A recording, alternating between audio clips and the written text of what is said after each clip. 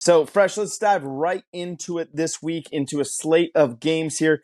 First place we're going to is, you don't see this very often, but the SEC is playing a away game at Tulane.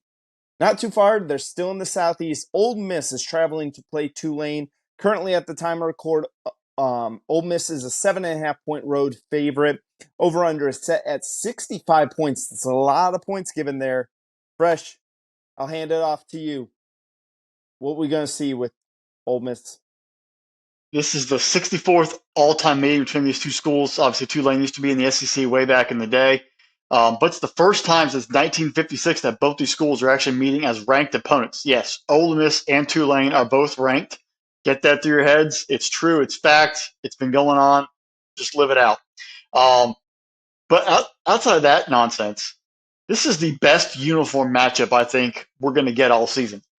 If Ole Miss can come out with the baby blues on with the white helmets, or even the baby blues with the navy blue helmets, and Tulane can come out with their green jerseys with the blue helmets. It's really just maximize the color on the field.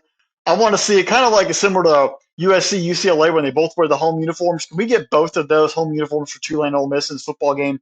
It would be great for TV. It would really be great just for anyone who loves the random colors that are on the field. I think that would be perfect to watch. But when you dive into the football game, the first thing that came to my mind is, can Cinderella strike again? Last year, Tulane had a magical run, went all the way, won the AAC, went to the Cotton Bowl, took down USC. Can they take down Ole Miss? Can they really supplant themselves as not just a AAC Cinderella power, but a college football national power? If they take down Ole Miss, a couple of games ago they beat USC, they're starting to stack on wins. Michael Pratt and that entire and squad are really starting to build confidence, and they can be challenging for another New Year's Six Bowl again this year, and really be something serious to be taking, at a moment's notice that you're playing a very quality football team. So I'm very interested to see how this game's going to play out, and if they have a little extra magic left, because like you said, this game is being played in New Orleans, not in Oxford, Mississippi. So they got the home field vibe. I got a feeling there's probably going to be a ton of Rebel fans making the trip to New Orleans, but you're going to have all those Tulane students ready to rock and roll, and all the fans that are in the Cotton Bowl are going to be packing that place and making it a little hostile, a little loud. That could bring us some good fortune on Saturday afternoon. We just found out Lane Train is totally confident in Jackson Dart. That's his quarterback, but if anything is problems, he does have Spencer Sanders and Walker Howard there. So he has a full bullpen, if you will, of quarterbacks in case there's trouble with Jackson Dart on the road. But Dart's his guy. He's wavered on him in the past. How much of a leash does he have? That's going to be something to keep following on, not just in this football game, but going forward when they have to play Ole Miss, when Ole Miss has to play LSU or Alabama, Auburn, A&M, etc., or Georgia down the road. How much of a leash does Jackson Dart have? And I think this is the first time we're really going to see. Does he actually get a little bit if he makes a mistake, or is it first mistake, first sign of trouble, you're yanking and going to the back quarterback? So we'll find that out in this football game. We didn't learn much from that Mercer beatdown. I don't think we're going to learn much at all. This game, you're going to find out really more about who Ole Miss is. Now, Tulane, they had themselves a pretty good matchup week one. They had a pretty good South Alabama team, the Jaguars there, and they won. They won convincingly, but that was a good test right off the bat. They didn't have a slow start like playing Mercer with Ole Miss did. So I think they feel better about who they are, and we're going to find out a little bit more who Ole Miss is in the football game. So that's something to keep an eye on, just personnel-wise, defense, offensive-wise, offensive line play, defensive line play. I think they've had that first test. Ole Miss is going to get that first test this week. And are they up for the challenge to play on and take on Tulane? You mentioned that Ole Miss is favored by 7.5. Quayshawn Junkins, a bunch of other players on this offense. I think that they could cover that 7.5, and they'll cover it going away. They know the opportunities in front of them, and they have to set the tone. And they can't give away a football game, even though Tulane's a great football team. I think they're able to capture this and cover that 7.5 on the road. The one thing I really also looked at was that over-under. He said it was as high at 65.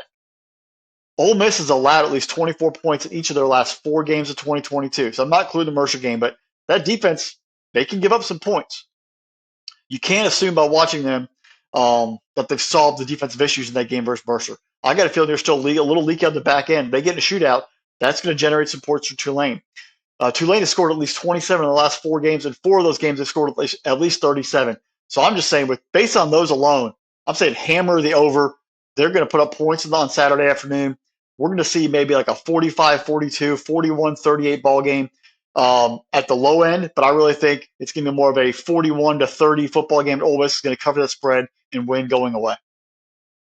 Yeah, Fresh. I got this as a huge game for Quashad Judkins here for Ole Miss. They didn't really need him last week versus Mercer. He wasn't that bell cow running back that we think he is. He's probably one of the best running backs, individually talented running backs in the entire NCAA.